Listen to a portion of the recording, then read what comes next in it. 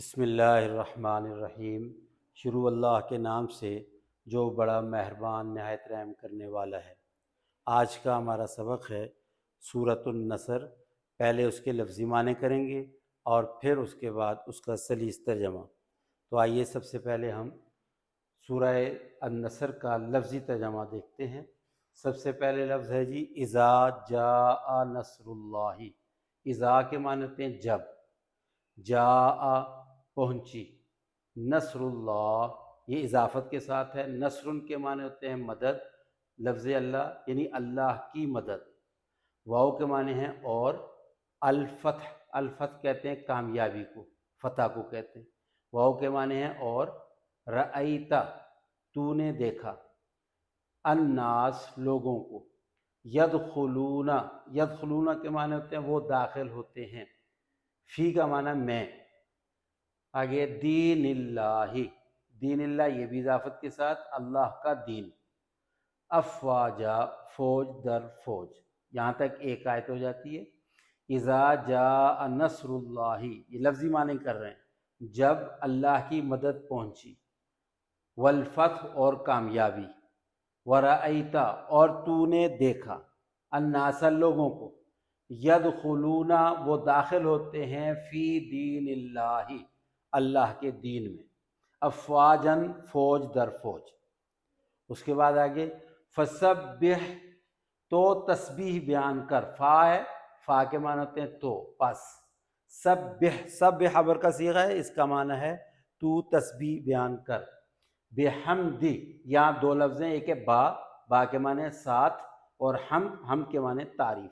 بحمدی کا معنی تعریف کے ساتھ، رب کا یہ بھی دو لفظ ہیں، رب، رب کا معنی ہوتے ہیں پالنے والا، اور کا کے معنی ہیں تمہارا۔ رب کا مطلب تمہارا رب، یعنی فسبح بحمد ربک، تو تسبیح بیان کر اپنے رب کی تعریف کے ساتھ، اپنے رب کی تعریف کے ساتھ۔ واو کے معنی اور، استغفرہ تو اس سے معافی طلب کر، انہو بے شک وہ یعنی اللہ تعالیٰ، کانا ہے، توابا توبہ قبول کرنے والا۔ فسبح بحمد ربک تو اس کی تسبیح بیان کر اپنے رب کی، اس کی تعریف کے ساتھ، واستغفرہ اور تو اس سے استغفار کر، انہو بے شک وہ، کان توابا توبہ کو قبول کرنے والا ہے۔ یہ جی اس کے لفظی معنی۔ اب اس کے بعد اس کے سلیس ترجمہ کریں گے۔ سورۃ النصر سلیس اردو ترجمہ۔ اب دیکھیے سب سے پہلے اذا جاء نصر اللہ والفتح، جب آپ پہنچی اللہ کی مدد اور کامیابی یعنی فتح۔ آگے فسبح بحمد رب ورأیت الناس، ورأیت الناس یدخلون فی دین اللہ افواجا، تو اے نبی صلی اللہ علیہ وسلم آپ دیکھیں گے لوگوں کو کہ وہ داخل ہوں گے اللہ کے دین میں گروہ در گروہ۔ اس کے بعد فسبح بحمد ربک واستغفر، تو آپ اپنے رب کی تسبیح بیان کریں اس کی تعریف کے ساتھ، واستغفرہ اور استغفار کیجیے، انہ کان توابا بے شک وہ توبہ قبول کرنے والا ہے، بے شک وہ توبہ قبول کرنے والا ہے۔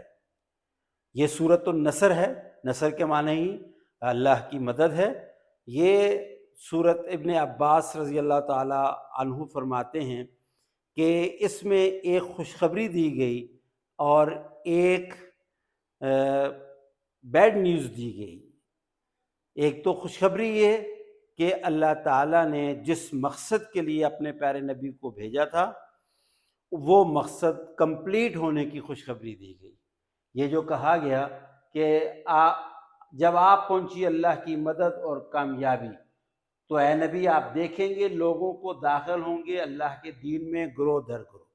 اللہ کے نبی آئے تاکہ لوگ اللہ کے دین میں آئیں، چنانچہ اللہ نے خوشخبری دے دی، اور یہ فتح مکہ کی خوشخبری ہے۔